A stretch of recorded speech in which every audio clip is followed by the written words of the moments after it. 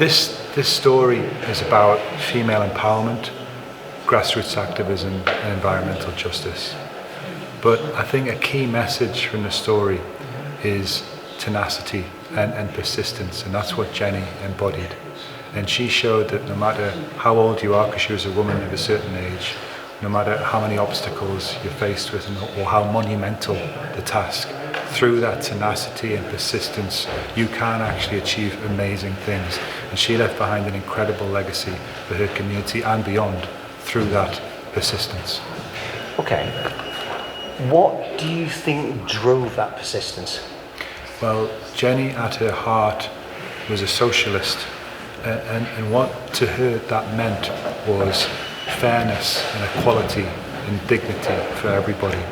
And she saw a real injustice for her community who were living on the doorstep of this coke works.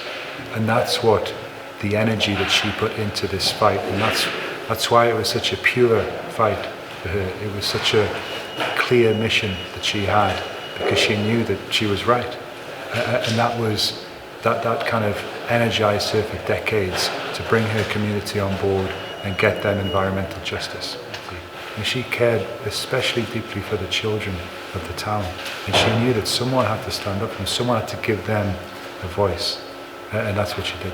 Yesterday, the children from St. Joseph's was doing a cross-country run around Monkton coke works. Now, while they were running, I looked out of my window, and it had to be seen to be believed, the filth, the muck and the sulfur dioxide that was belching out onto those young children. So I think it's a public duty that everyone should stand up and be counted for the good of the youth of the future. I think there was a certain power to living literally on the doorstep of this appalling levels of pollution that added an extra level, the personal element that you talk about. And I think that drove a sense of clarity among the community to really take on British Coal. It was an immense institution, and they all kind of grouped together to take this fight on. And I think it was certainly a complex matter.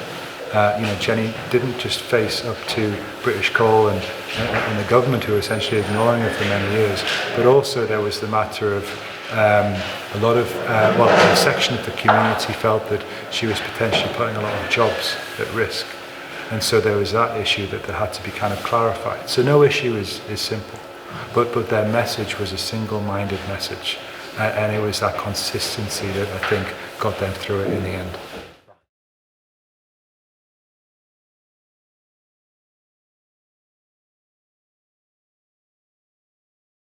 It's a really insightful observation. It's something which I came across in the research of the book.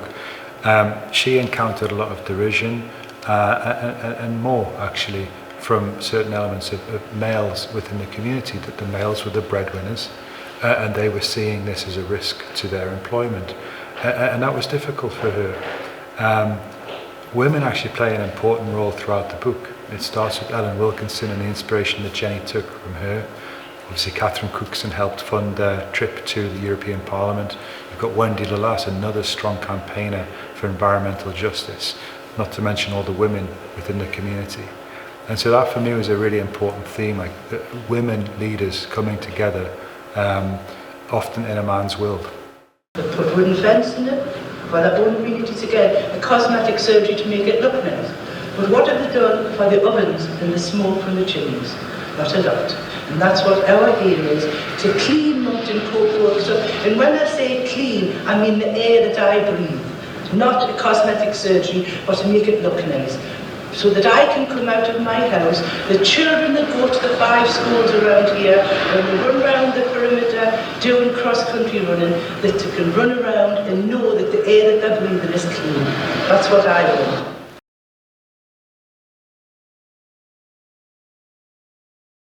Well, I think this story really taps into the zeitgeist today, and it touches upon issues that are just as relevant today as they were then. You've got big energy prioritizing profit over people.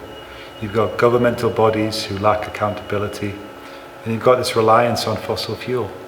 And it touches upon issues that are so important to today's world. And there has been some interest in investigating whether possibly this could be adapted into a documentary or a film, and it would be amazing if it was. So we'll see what happens.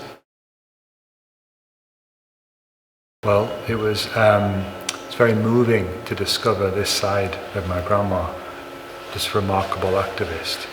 And it was saddening to see the level of suffering that she went through and her community went through. And there were many tears shed as I was researching this book, but there were also tears of pride, because that was my grandma who went through that. And something so amazing about what she did. And it inspired me, and I hope it inspires future generations of activists, just to show that just never give up, just keep going, and you'll eventually break through.